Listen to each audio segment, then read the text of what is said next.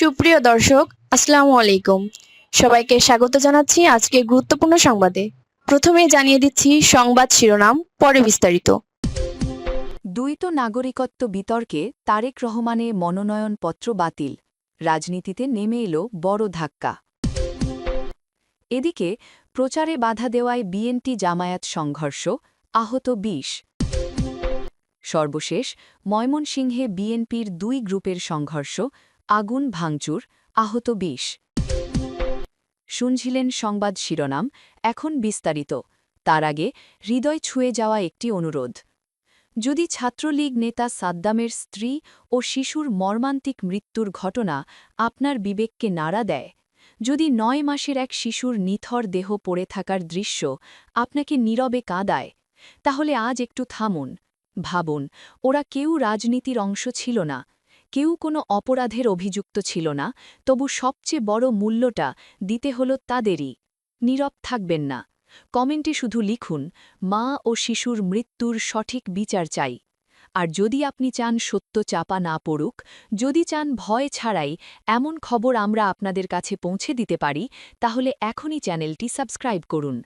Subscribe মানে শুধু একটি বাটন চাপা নয়, এটি অন্যায়ের বিরুদ্ধে সত্যের পাশে দাঁড়ানোর অঙ্গীকার। চলুন নীরব না থেকে বিস্তারিত জেনে নিই।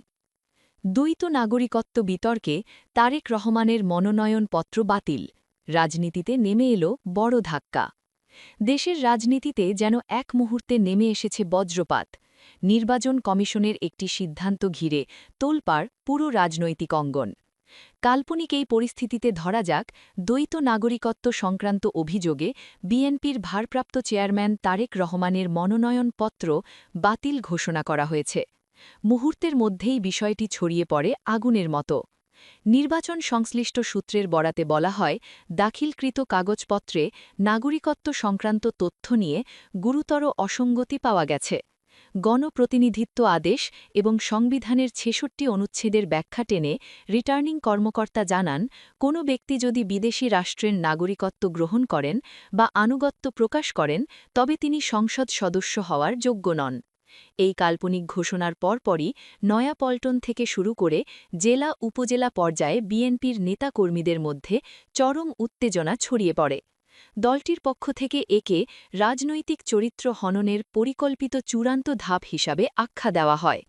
বিএনপির শীর্ষ নেতারা দাবি করেন, তারেক রহমান রাজনৈতিক আশ্রয়ে অবস্থান করলেও তিনি কখনোই বাংলাদেশের নাগরিকত্ব ত্যাগ করেননি।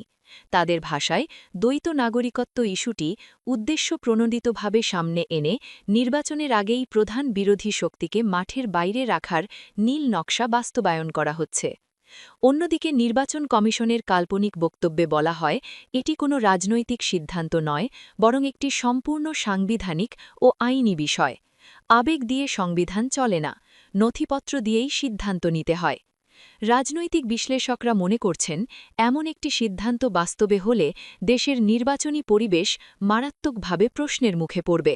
কারণ প্রধান বিরোধী দলের শীর্ষ নেতাকে নির্বাচন থেকে বাদ দেওয়া মানেই পুরো নির্বাচন প্রক্রিয়ার গ্রহণযোগ্যতা নিয়ে বড় বিতর্ক সৃষ্টি হওয়া।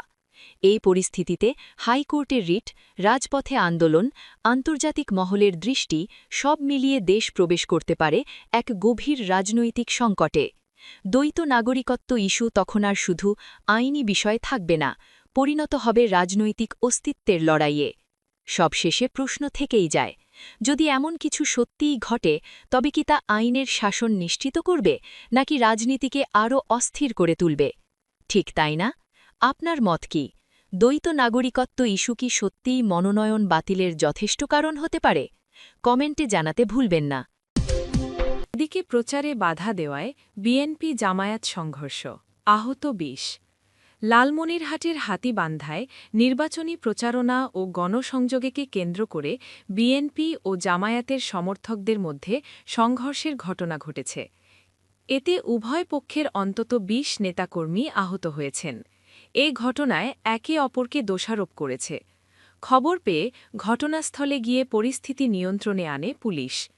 রবিবার ২৫ জানুয়ারি বিকালে উপজেলার টংভাঙ্গা ইউনিয়নের ২ নম্বর ওয়ার্ডের কাসাইটারি এলাকায় এ ঘটনা ঘটে।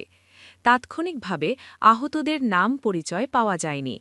এ সময় কয়েকটি মোটরসাইকেল ভাঙচুর করা হয়। আহতদের হাতীবান্ধা উপজেলা স্বাস্থ্য কমপ্লেক্সে ভর্তি করা হয়েছে। পুলিশ, স্থানীয় ও দলীয় সূত্রে জানা গেছে, লালমনিরহাট ১, পাটগ্রাম ও হাতীবান্ধা আসনে বিএনপির ধানের শীষ প্রতীকের প্রার্থী হিসেবে প্রতিদ্বন্দ্বিতা করছেন দলটির কেন্দ্রীয় নির্বাহী কমিটির সদস্য হাসান রাজীব প্রধান। একই আসনে জামায়াতে ইসলামীর দাড়িপাল্লা প্রতীকের প্রার্থী হিসেবে লড়ছেন দলটির কেন্দ্রীয় কমিটির শিল্প ও বাণিজ্য বিষয়ক ভাইস প্রেসিডেন্ট আনোয়ারুল ইসলাম রাজু। বিকালে ওই এলাকায় জামায়াতের নেতাকর্মীরা গণসংযোগে গেলে বিএনপির নেতাকর্মীরা বাধা দেন। এ নিয়ে বাগবিতণ্ডার এক পর্যায়ে সংঘর্ষে ২০ জন আহত হন। টংভাঙ্গা ইউনিয়ন বিএনপির সদস্য সচিব আশরাফ আলী বাংলা ট্রিবিউনকে বলেন, বিএনপি জামায়াতের মধ্যে সংঘর্ষের খবর পেয়ে মীমাংসা করার জন্য ঘটনাস্থলে আসি। আমরা দুই পক্ষের সঙ্গে কথা বলছিলাম। এর মধ্যে আমাদের ওপর হামলা চালানো হয়। এতে আমাদের দলের অন্তত ৮-১০ জন আহত হয়েছেন।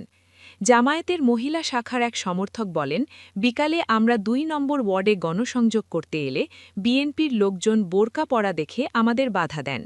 এ নিয়ে তাদের সঙ্গে আমাদের বাগবিতণ্ডা শুরু হলে তাদের নেতাকর্মীরা এসে হামলা চালান।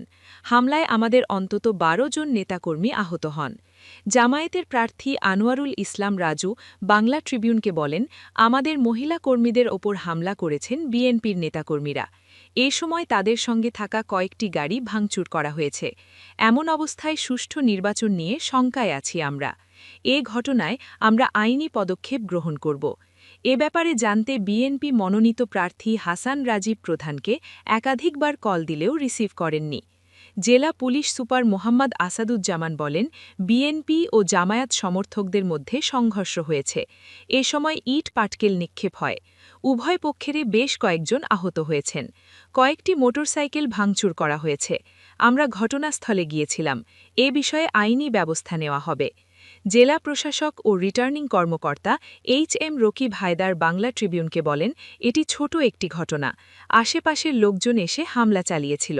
এর সঙ্গে নির্বাচনে লেভেল প্লেয়িং ফিল্ড নিশ্চিতের কোনো সম্পর্ক নেই।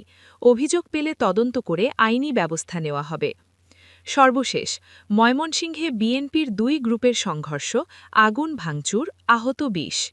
ময়মনসিংহ ১১, ভালুকা সংসদীয় আসনে বিএনপির দলীয় প্রার্থী ও স্বাতন্ত্র প্রার্থীর সমর্থকদের মধ্যে ধাওয়া পাল্টা ধাওয়া ও সংঘর্ষের ঘটনা ঘটেছে।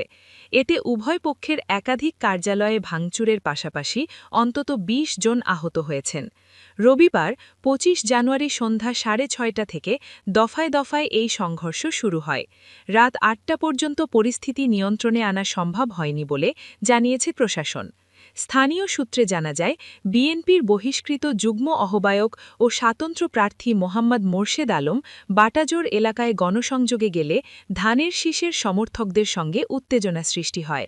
এর জেরে সন্ধ্যার দিকে ভালুকা পৌর সদরের বাসস্ট্যান্ড এলাকায় উপজেলা বিএনপির দলীয় কার্যালয়ে হামলা ও ভাঙচুর চালানো হয়। এ সময় বিএনপি মনোনীত প্রার্থীর অন্তত ২০ জন কর্মী আহত হন এবং তাদের বেশ কয়েকটি মোটরসাইকেল ভাঙচুর করা হয়। পরিস্থিতি আরও উত্তপ্ত হলে পৌর ছাত্রদলের সদস্য সচিব আদি খান শাকিলের কার্যালয়ে হামলা চালিয়ে ভাঙচুর ও অগ্নিসংযোগ করা হয়। একইভাবে স্বাতন্ত্র প্রার্থী মোর্শেদ আলমের পৌর সদরের কার্যালয় ও সিট স্টোর বাজারে যুবদলের কার্যালয়েও ভাঙচুর ও আগুন দেওয়া হয়। সড়কের বিভিন্ন স্থানে আগুন জ্বালানো হয়। খবর পেয়ে ফায়ার সার্ভিসের কর্মীরা ঘটনাস্থলে গিয়ে আগুন নিয়ন্ত্রণে আনে। ভালুকা থানার ভারপ্রাপ্ত কর্মকর্তা মোহাম্মদ জাহিদুল ইসলাম বলেন, পরিস্থিতি নিয়ন্ত্রণে পুলিশ কাজ করছে এবং এলাকায় অতিরিক্ত আইন শৃঙ্খলা বাহিনী মোতায়েন করা হয়েছে।